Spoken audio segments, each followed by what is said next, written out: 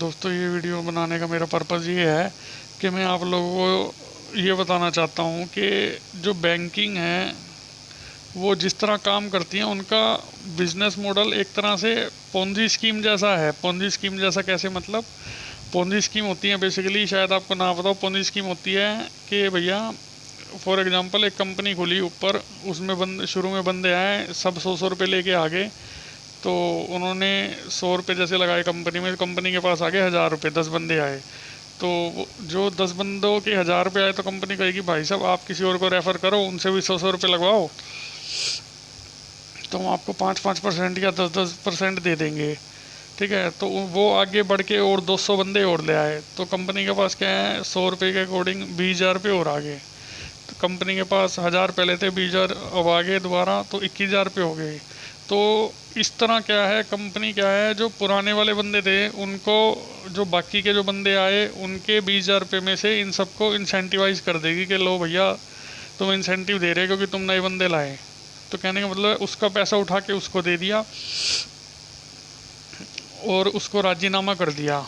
और ये करते करते करते करते इसको इतना एक्सपेंड कर दिया, इतना एक्सपेंड कर दिया कि भैया बंदे इतनी वॉल्यूम पे काम करके, इतनी वॉल्यूम पे काम करके कि बंदों ने जो है इंसेंटिवाइज होके जो है इसको जो है इंसेंटिवाइज होके इसको इन पे ट्रस्ट कर लिया कंपनी पे, और उसी के अंदर अपना पैसा छोड़ दिया। पर दिक्कत ये आती है, जो MLM ROI वाली कंपनीज होती है ना, वो कमिटमेंट करती हैं बहुत फास्ट कमिटमेंट। फास्ट मतलब कि 1 महीने, 1.5 महीने, 2-3 महीने, 4 महीने, 6 महीने में पैसा डबल करने की। पर बैंकों का जो गेम होता है ना वो थोड़ा सा लंबा चलता है। लंबा कैसे चलता है? मतलब उनमें परसेंटेज होती है साल की FD पे 6 से 7%। मतलब बैंकों में पैसा रखना है तो 7-8, आजकल तो बल्कि 8-9 साल में जाके डबल होता है पैसा। 8-9-10 साल में जाके, कहीं 10-12 साल में जाके डबल होता है पैसा। तो बैंकों को क्या है, 12 साल का टाइम मिल जाता है पैसा होल्ड करने का। अब एक चीज़ हो रहा है, पोंजी स्कीम बैंक क्यों है? वो पोंजी स्कीम इसलिए है, जिस तरह MLM ROI कंपनियां एक्ट करती है ना, कि जब तक उनका पैसा आता रहता है तो ठीक है। जैसे उनका पैसा आना, नए इन्वेस्टर आने बंद हो जाते हैं ना, तो वो क्या, पुराने इन्वेस्टरों का पैसा रोक लेती हैं और ले लू के डिफ़ॉल्ट करके भाग जाती हैं MLM कंपनीज। अब यहाँ पे डिफरेंस क्या आता है, जो बैंक है ना इनका चलता है परसेंटेज बहुत कम कम परसेंटेज चलता है। और ये जो हमें, अगर आपका बैंक में अकाउंट है उसमें 50,000 रुपये पड़े हैं ना, मैं कहता हूँ बैंक के अगर 2 लाख कस्टमर है, सब 50-50 हज़ार रुपये ले रहे हैं अपने बैंक अकाउंट में, वो मानो बना 10,000 करोड़ बना टोटल, फॉर एग्जांपल सारे सेविंग अकाउंट होल्डर का पैसा मान के, वो 10 लाख करोड़ रुपए का है, बैंक दे देगा आगे लोन, 10 लोन पे बांट देगा पैसे, मानो 12%, 11% के लोन के इंटरेस्ट रेट पे बांट देगा, और एक्सपेक्ट करेगा कि वो पैसे रिकवर होएंगे तो हम होएंगे तो उनका प्रॉफिट बुक होएगा। पर क्या है, बैंकों के डिफ़ॉल्ट भी हो जाते हैं, है कि नहीं? अब एक चीज़ हो रहा है, जो 10 लाख करोड़ और बैंक ने हमारा चढ़ा रखा है ना, अब बैंक क्या है, हम जब नेट बैंकिंग में लॉगिन करेंगे हमें यूँ तो दिखाई देगा कि हमारे बैंक में 50,000 रुपये पड़े हैं। पर अगर बैंक के मानो 2 लाख कस्टमर हैं, 2 लाख कस्टमर अगर बैंक में पहुंच जाए ना कि भाई साहब हमें पैसा चाहिए 50-50 हज़ार रुपये, तो बैंक वाले आपको पैसा दे नहीं सकते भाई साहब। ये रियलिटी है, ये कड़वा सच है, आप लोगों को शायद नहीं पता होगा।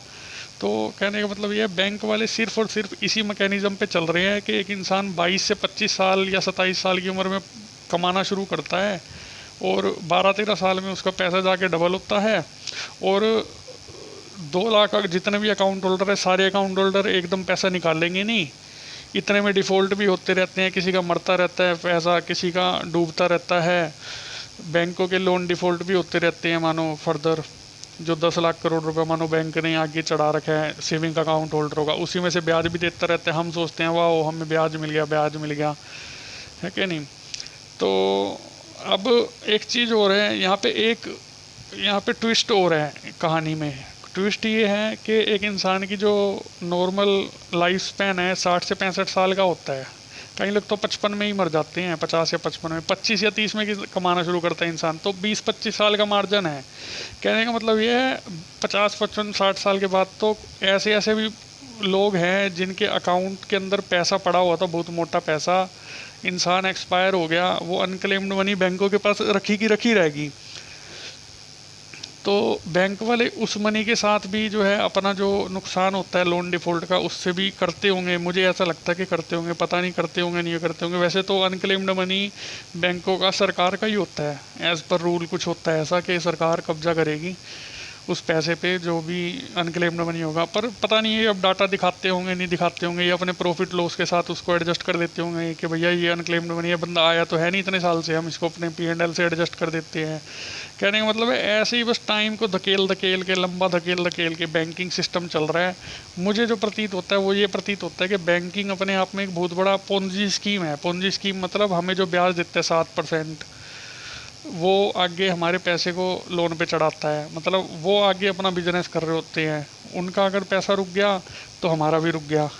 तो ये जो 7% भी जो आ रहा है ना, हमें आ तो रहा है, पर ये अगर सारे बंदे पैसा विड्रॉ करने लग जाएंगे ना बैंक से, जितने भी सेविंग अकाउंट होल्डर हैं, तो बैंक एक्चुअल में पैसा सबको दे नहीं सकता, हाथ खड़े कर देगा। और बीच में ऐसे ऐसे इंसिडेंट हो भी चुके हैं कि जो है काफ़ी बंदे बैंक में पहुंच के पैसा लेने, तो बैंक ने हाथ खड़े कर दिए। तो भाई साहब किस चीज़ पे भरोसा करोगे? बैंकिंग सिस्टम ही पोंजी स्कीम है। बैंकिंग क्या ही बनी है, फाइनेंशियल सिस्टम भी बहुत बड़ी पोंजी स्कीम है एक्चुअल में बताऊँ तो।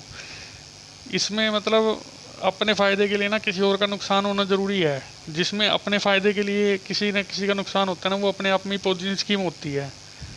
आपको भी ऐसा महसूस होता होगा कई बार कि यार हमें कमाना है तो किसी का नुकसान करना ही पड़ता है, किसी का दिल तोड़ना ही पड़ता है कई बार, है ना। कोई खुशी खुशी दे दे तो अलग बात है, बाकी वैसे नॉर्मली किसी का नुकसान करना ही पड़ता है। आई होप कि आप लोगों को समझ में आया होगा कि बैंकिंग सिस्टम किस तरह से पोंजी स्कीम है। तो मेरे चैनल को सब्सक्राइब कर दो भाइयों, ठीक है।